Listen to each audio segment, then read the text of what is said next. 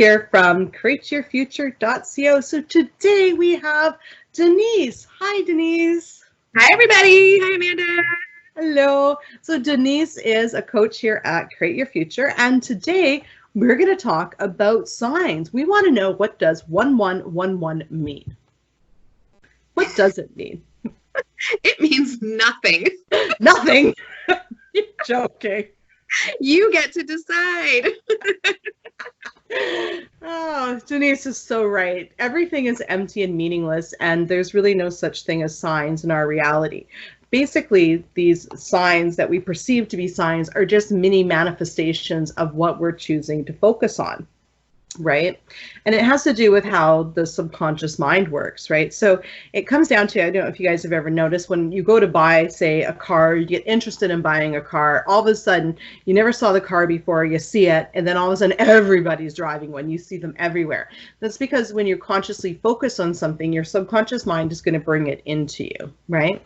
So the one thing actually that me and Denise were talking about before this call, which was great, which was using these mini manifestations with the law of assumption to have them work in your favor. So what were you saying about that earlier? So as these signs start showing up, you get to decide what they mean for you. So you can start saying, you can start intending that, you know, if it's a number or if it's the person's name, when I do see this, this is going to help me get closer to what I want. This sign is going to show me this sign. I've created this sign to show me that I'm closer to my manifestation. This sign is going to show me where I need to remove blocks and where I need to focus to keep going to get this final desire that I'm trying to achieve in my life. Yeah, I love that. That's so awesome. By using those little mini manifestations to use it to assume that you are getting closer to what you want. I mean, after all, like, you know, you are to a point if it's showing up. So say, for instance, you know, I'm intending for Jerry to propose to me, right? Because I want to get married. Well, one thing that's going to happen as a result of that is I am going to see other people getting married. I am going to see weddings. I am going to be invited to other weddings and so on and so forth because I'm focusing on marriage. So the fact that, you know, marriage is showing up in your reality in other places, it is a good sign that it has actually been accepted by your subconscious and it is starting to manifest, right? You know, and then now that would be a partial manifestation if there's a block with Jerry, and if there's not a event, you know, to take a look and see if it's not happening with the person that you want it with, right? So, you know, like we were mentioning earlier, that, you know, if you're, say, wanting to be proposed to by Jerry, but other guys named Jerry are proposing to you, then, you know, that shows that where we've got a block is with, you know, Jerry himself, and, you know, and that needs to be broken down, but the proposing has stuck in your reality, right? Yeah, so use this to intend to be able to see where your block is, right? So, okay, I obviously don't have an issue or a block around being proposed to or by a Jerry, but this isn't my Jerry. So what am I holding on to here that's keeping my Jerry away from me?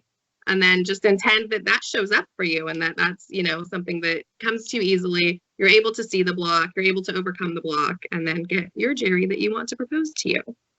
Exactly. You know, and so the reason why everything is empty and meaningless, just to touch on this again, is because you're the only person in your reality. You're the only creator in your reality. There's no outside entity leading you on a path, showing you where you need to be, or if you're in the right spot or not the right spot. You know, it's all created by you, for you. So, you know, everything can be anything you want it to be.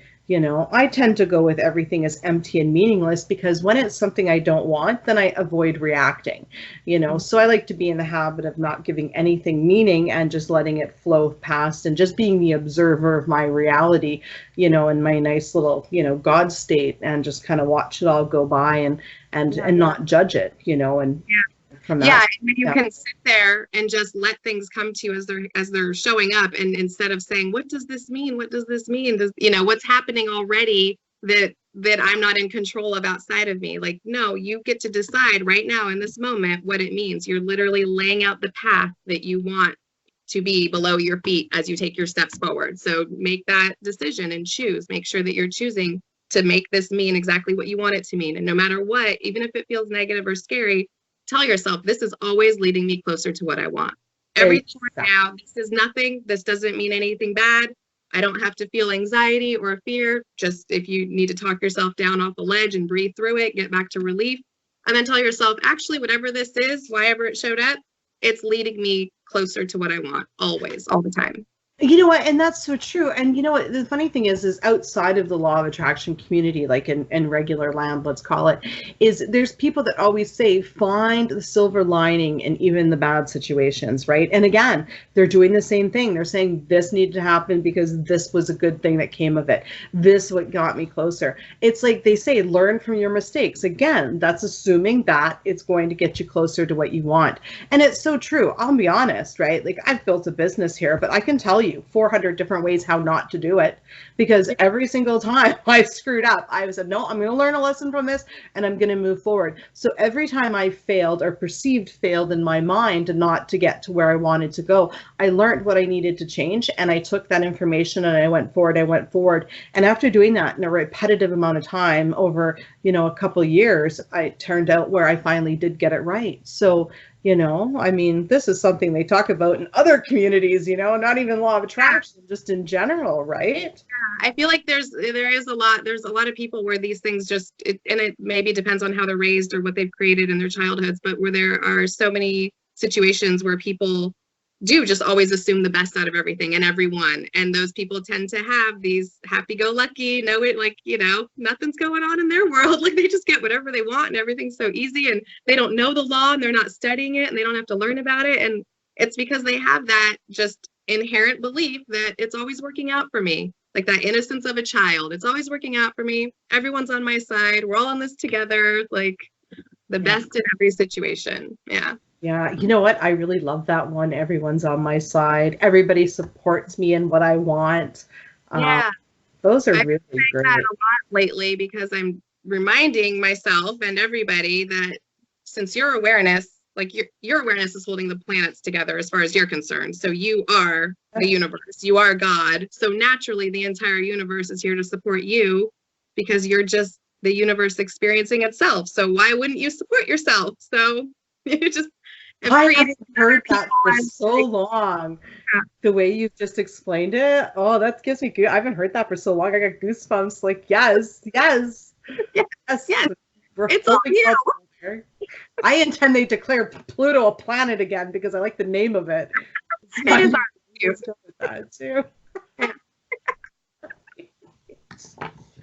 Oh my goodness, it's always such a pleasure to have you on video. You're so amazing, and it's amazing, to share and to chat about this kind of stuff. So yeah, it's great. Yeah. It's great here.